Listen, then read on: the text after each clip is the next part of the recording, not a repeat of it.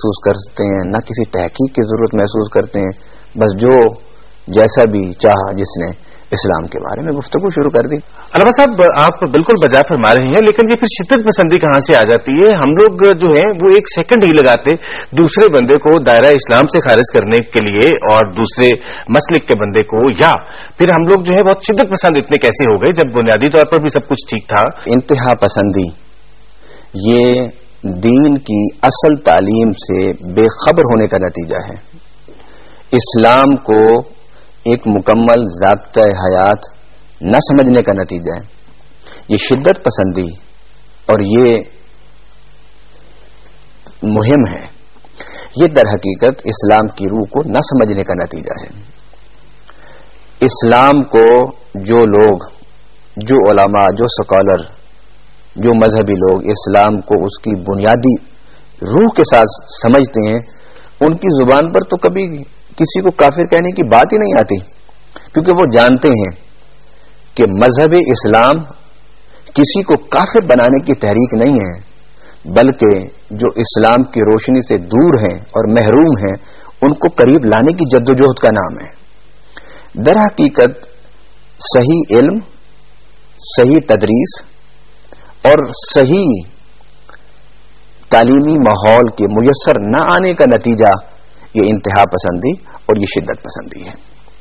دوسرا ٹاپک جس پر میں بات کرنا چاہتا ہوں وہ یہ ہے کہ بین الادیان۔ جی اچھا علامہ صاحب، سوری یہاں پر میں آپ کی بات کو تھوڑا سا کاٹوں گا کہ دین اور مذہب میں کائنڈلی تھوڑا سا ہمیں ڈفرینشیٹ کر دیجیے گا، کیا یہ دونوں ہم مانی چیزیں ہیں، دین اور مذہب، یا ان میں اگر کوئی اختلاف ہے تو پہلے وہ کائنڈلی ہماری رہنمائی کیجیے گا، اس کے بعد ہم بات کرتے ہیں بین المذاہب ہم آہنگی کے حوالے سے۔ علامہ اقبال رحمۃ اللہ علیہ نے اس میں فرق بیان کیا ہے کتاب و سنت کے حوالے سے، اور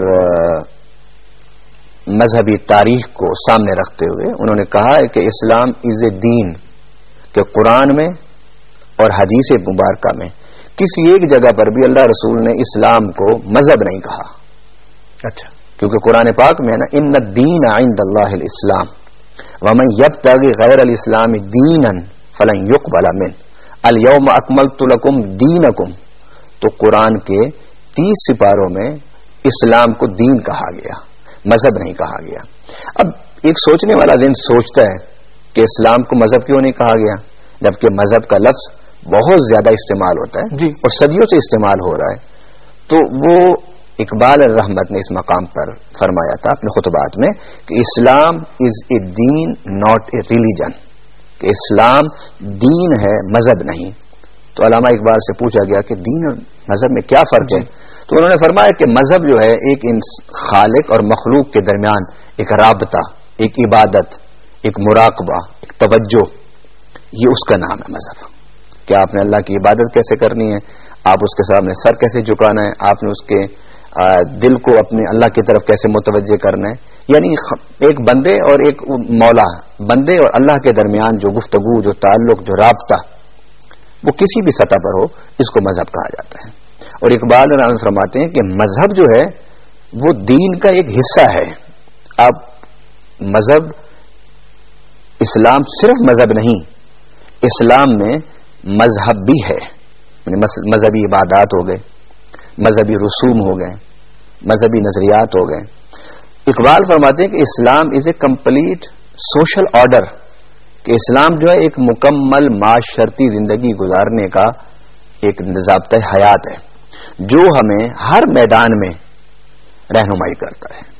یعنی مذہب مخلوق اور خالق، اللہ اور بندے کے درمیان معاملات کو سنوارنے کا راستہ بتاتا ہے، اور دین جو ہے وہ اللہ اور بندے کے درمیان معاملات کو گزارنے اور سنوارنے کا راستہ بھی بتاتا ہے، اور بندوں کے ساتھ جو معاملات ہیں ان کو بھی بہتر کرنے کا راستہ بتاتا ہے۔ اس لیے علامہ اقبال رحمۃ اللہ علیہ نے فرمایا، علامہ اقبال رحمۃ اللہ علیہ نے فرمایا کہ اسلام سے پہلے مذاہب تھے، دین نہیں تھا، اور اسلام دین ہے، اور دین کا معنی راستہ، نہیں لکم دینکم ولی دین کہا گیا، تمہارے لیے تمہارا راستہ، میرے لیے میرا راستہ۔ یعنی زندگی روحانی سطح پر ہو، عقلی سطح پر ہو، فکری سطح پر ہو، عملی سطح پر ہو، سیاسی سطح پر ہو، معاشی سطح پر ہو، معاشرتی سطح پر ہو، عبادتی سطح پر ہو، جس سطح پر بھی انسان زندگی گزارنا چاہے تو اسلام اس کے بارے میں رہنمائی دیتا ہے. جی بالکل ٹھیک ہے علامہ صاحب، اب ہمیں کلیئر ہو گیا. اب ہم بات کرتے ہیں بین الادیان جو ہم آہنگی ہے اس کی بات کرتے ہیں. وہ کیوں ضروری ہے اور کیا ہمیں اپنے اپنے راستے پہ چلتے رہنا چاہیے؟ ہمارا جو بھی عقیدہ ہے، ہم جس بھی دین پر اپنے آپ کو ہم نے نافذ کیا ہوا ہے، اور آپس میں ان ادیان کی آپس میں محبت کیسے بڑھائی جا سکتی ہے، آپس میں ریلیشن شپ کو کیسے اسٹرینتھن کیا جا سکتا ہے تاکہ عالمی طور پر ہم پرسکون زندگی بسر کر سکیں. اسلام کسی ایک ریجن کا مذہب نہیں ہے. اسلام کسی ایک وقت کے لیے مذہب نہیں ہے، دین نہیں ہے، نظریہ حیات نہیں ہے، صرف ایک قوم کے لیے نہیں ہے. اور اس دور میں کہ جس دور میں ہم گلوبل ولیج کہتے تھے، اب آج کا لفظ بولا جاتا ہے گلوبل ہٹ، کہ جس طرح ایک جھوپڑے میں لوگ رہ رہے ہوتے ہیں، اب اس طرح پوری دنیا کے لوگ اسی طرح رہ رہے ہیں کہ ایک جھوپڑے کی مانند. دنیا کے کسی کونے میں کوئی واقعہ ہوتا ہے، اگلے لمحے بلکہ اگلے سیکنڈ میں اس کی خبر پورے عالم میں ہوتی ہے اور اس کا ایک اثر بھی پوری دنیا پر پڑتا ہے. جب ہم اس مقام پر پہنچے ہوئے ہیں تو ہمیں تو پہلے زمانے سے کہیں زیادہ ضرورت اس وقت مذہبی اور دینی ہم آہنگی کی ہے.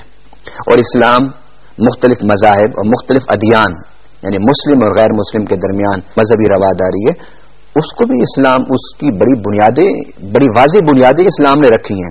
سب سے بڑی بات یہ ہے کہ قرآن نے کہا ہے قل یا اہل الکتاب تعالوا الی کلمۃ سواء بیننا وبینکم الا نعبد الا اللہ ولا نشرک به شیئا ولا يتخذ بعضنا بعضا اربابا من دون اللہ. آؤ اہل کتاب، جو تم میں اور ہمارے درمیان مشترکہ ایجنڈا ہے ہم اس پر کام کریں، اختلافات کو چھوڑیں. آپ بھی اللہ کو مانتے ہیں، کسی بھی صورت میں مانتے ہیں، اس ایک ہستی کا تصور تو ہے نا، اس ایک خدا کو تو مانتے ہیں. قرآن نے کہا کہ اللہ نعبد الا اللہ، کیا ہم اس مشترکہ ایجنڈے پر کام کریں جو تمہاری کتابوں میں بھی ہے ہماری کتاب میں بھی ہے کہ صرف اللہ کی عبادت کرنی ہے. ایک تو یہ بنیاد رکھی اسلام نے مسلم اور غیر مسلم کے درمیان رواداری کی. دوسری بات یہ ہے اسلام تمام رسل اور انبیاء کا احترام سکھاتا ہے، اور یہ بھی رواداری اور ایک دوسرے کے قریب آنے کا دوسرا اہم پہلو ہے، دوسرا اہم نقطہ ہے، دوسرا اہم راستہ ہے.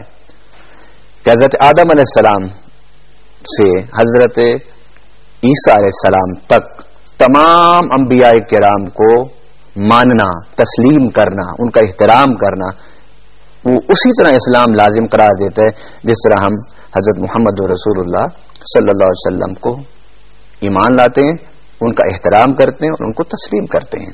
یہ دوسری بنیاد اسلام نے دی ہے کہ